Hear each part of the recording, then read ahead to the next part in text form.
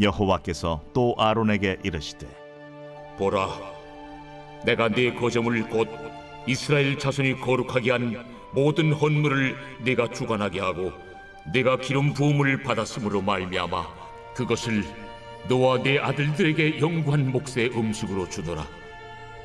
지성물 중에 불사르지 아니한 것은 네 것이라. 그들이 내게 드리는 모든 헌물의 모든 소제와 속제제와 속건제물은 다 지극히 거룩한즉 너와 네 아들들에게 돌리리니 지극히 거룩하게 여김으로 먹어라. 이는 내게 성물인즉 남자들이 다 먹을지니라. 내게 돌릴 것은 이것이니 곧 이스라엘 자손이 드리는 거제물과 모든 요제물이라. 내가 그것을 너와 네 자녀에게 영구한 몫의 음식으로 주었은즉 네 집에 정결한 자마다 먹을 것이니라. 그들이 여호와께 드리는 첫 소산 곧 제일 좋은 기름과 제일 좋은 포도주와 곡식을 네게 주었은즉 그들이 여호와께 드리는 그 땅에 처음 익은 모든 열매는 네 것이니 내 집에서 정결한 자마다 먹을 것이라. 이스라엘 중에서 특별히 드린 모든 것은 네 것이 되리라. 여호와께 드리는 모든 생물에 처음 나는 것은 사람이나 짐승이나 다 네 것이로되 처음 태어난 사람은 반드시 대속할 것이요 처음 태어난 부정한 짐승도 대속할 것이며 그 사람을 대속할 때에는 난 지 한 달 이후에 내가 정한 대로 성소의 세겔을 따라 은 5세겔로 대속하라. 한 세겔은 20게라인이라. 오직 처음 태어난 소나 처음 태어난 양이나 처음 태어난 염소는 대속하지 말지니 그것들은 거룩한즉 그 피는 제단에 뿌리고 그 기름은 불살라 여호와께 향기로운 화제로 드릴 것이며 그 고기는 내게 돌릴지니 흔든 가슴과 오른쪽 넓적다리 같이 내게 돌릴 것이라. 이스라엘 자손이 여호와께 거제로 드리는 모든 성물은 내가 영구한 몫의 음식으로 너와 네 자녀에게 주노니 이는 여호와 앞에 너와 네 후손에게 영원한 소금 언약이니라. 여호와께서 또 아론에게 이르시되 너는 이스라엘 자손의 땅에 기업도 없겠고 그들 중에 아무 분깃도 없을 것이나 내가 이스라엘 자손 중에 내 분깃이요 내 기업이니라. 4월 24일 월요일 말씀은 민수기 18장 1절에서 17절까지의 말씀입니다. 오늘 본문은 제사장과 레위인의 직무에 대한 규례입니다. 지금까지 흥미진진한 이야기가 진행되다가 갑자기 규례가 소개됩니다. 18장의 의미를 두 가지로 설명할 수 있습니다. 첫 번째는 앞서 벌어진 반역 사건들과 관련이 있습니다. 반역 사건은 레위인이었던 고라가 제사장이었던 아론의 권위를 넘본 사건으로 요약됩니다. 그래서 제사장과 레위인의 직무를 다시 한번 명확히 할 필요가 있었습니다. 두 번째는 17장 마지막 부분이었던 12절과 13절의 백성들의 탄식과 관련이 있습니다. 하나님께 가까이 할 수 없어 죽게 되고 망하게 되었다는 그들의 절망은 하나님의 대답을 기다리고 있습니다. 그 대답은 오늘 본문 5절에 명확히 나타납니다. 이와 같이 너희는 성소의 직무와 제단의 직무를 다하라. 그리하면 여호와의 진노가 다시는 이스라엘 자손에게 미치지 아니하리라. 이렇게 제사장과 레위인의 직무를 재확인하시면서 그들의 고유한 직무의 경계와 협력에 대해 말씀하고 있습니다. 동시에 하나님께 나아가는 길을 잃어버린 백성들에게 제사장과 레위인의 존재를 통해 하나님께 나아가는 길을 다시 회복시키는 것이 그 목적이라 할 수 있습니다. 이와 같은 이유로 18장은 앞서 이야기들과 자연스럽게 연결됩니다. 단지 반역과 관련된 내용은 이야기의 형식을 취하고 있고 18장은 규범의 형식을 취하고 있을 뿐입니다. 먼저는 제사장의 직무입니다. 1절에 보듯이 두 가지를 먼저 말씀하십니다. 성소에 대한 죄를 함께 담당하는 것과 제사장 직분에 대한 죄를 담당하는 것입니다. 이는 제사장들이 성소에 관한 일에 대한 책임을 져야 한다는 말입니다. 일반 백성들은 성소에 관한 업무를 볼 수 없습니다. 그들이 성소에 직접적으로 다가갈 때는 성소를 더럽히는 죄를 범하게 됩니다. 그것을 성소에 대한 죄라고 표현하고 있습니다. 그리고 성소에서 제사장 직분을 행할 때 벌어지는 실수를 제사장은 스스로 감당해야 합니다. 이것을 제사장 직분에 대한 죄를 담당하는 것이라고 표현하고 있습니다.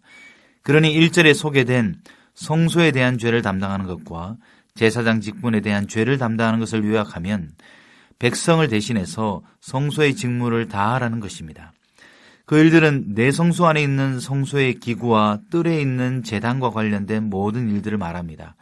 본문에서는 그것을 성소의 직무, 제단의 직무라고 표현합니다. 그래서 성막에 가까이 갈 수 없는 일반 백성에게는 제사장이 필요합니다. 오직 백성이 성소에 나아가는 것은 제사장을 통해서만 가능합니다. 한편 하나님은 레위인들에 대한 직무 또한 말씀하십니다. 요약하면 레위인들은 제사장의 직무를 돕는 자들입니다. 레위인은 제사장에게만 맡겨진 성소의 직무와 제단의 직무를 직접 할 수 없었습니다. 다만 제사장을 도와 회막의 다른 일들, 곧 민수기 4장과 같은 일들을 할 수 있을 뿐입니다. 그것을 오늘 본문 4절에서 장막의 모든 일, 회막의 직무라고 표현합니다.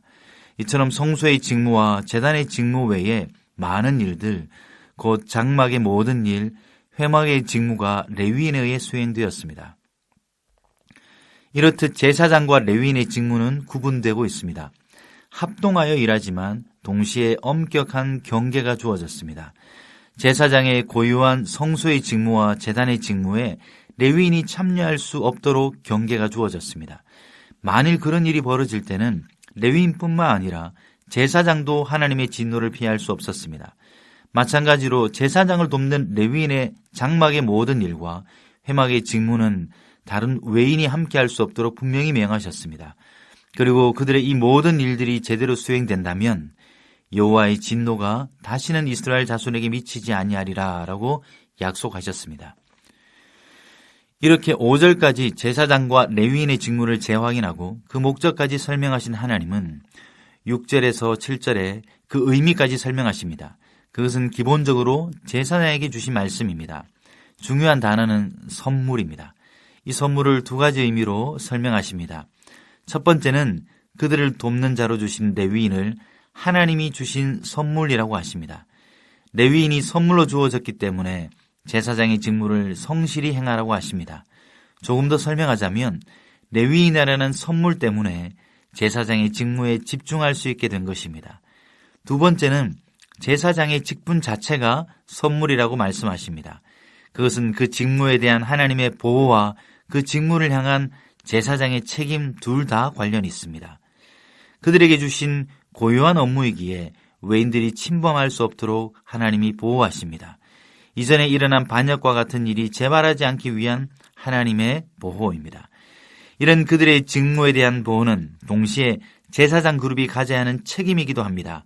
외인들이 함부로 할 수 있게 내버려 두는 것은 선물로서의 직무를 망각하는 것입니다.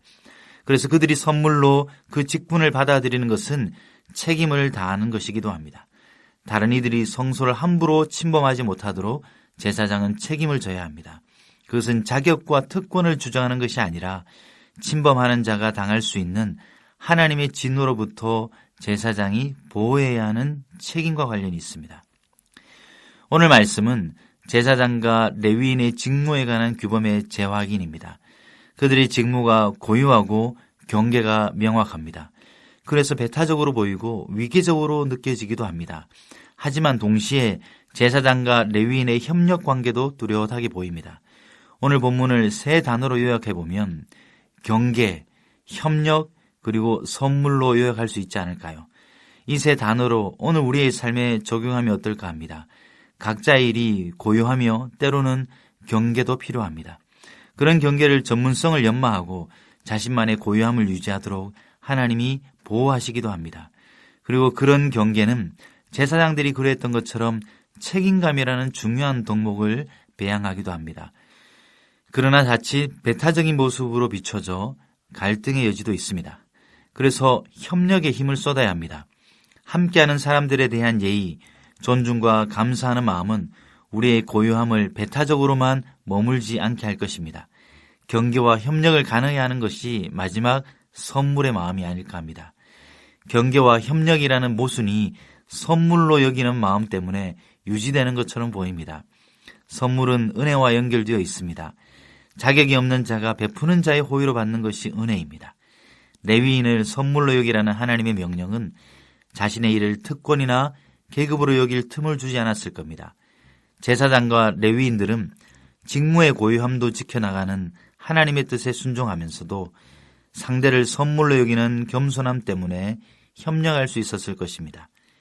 오늘 우리의 삶에 개인적으로든 공동체적으로든 내가 맡은 자리, 내가 하고 있는 일, 내가 준비하는 것을 경계, 협력, 선물이라는 세 가지 다리로 튼튼히 하며 주의 뜻을 이루어가는 오늘 하루가 되길 바랍니다. 기도하겠습니다. 주님, 제사장과 레위인의 직무를 통해 경계, 협력, 선물의 지혜를 배웁니다. 우리가 맡은 일과 직무, 삶의 위치 가운데 오늘의 말씀을 잘 연결할 수 있도록 성령의 지혜를 허락하여 주시옵소서. 경계를 정하신 뜻을 잘 헤아리게 하시고 협력하는 겸손도 허락하여 주시옵소서. 무엇보다 모든 것을 허락하신 하나님의 선물을 기억하며 살아가는 하루가 되기를 원합니다. 예수 그리스도의 이름으로 기도드립니다. 아멘. 1. 오심 기도. 하루 5번 마음을 다해 드리는 기도. 나는 죽었습니다. 제가 주인이 아니고 예수님이 저의 주인이십니다. 예수님은 십자가에서 죽으시고 부활하셨습니다. 부활하신 예수님을 가슴으로 만나서 따라가며 간증합니다. 사랑하는 가족과 함께 영광스러운 승리를 노래합니다.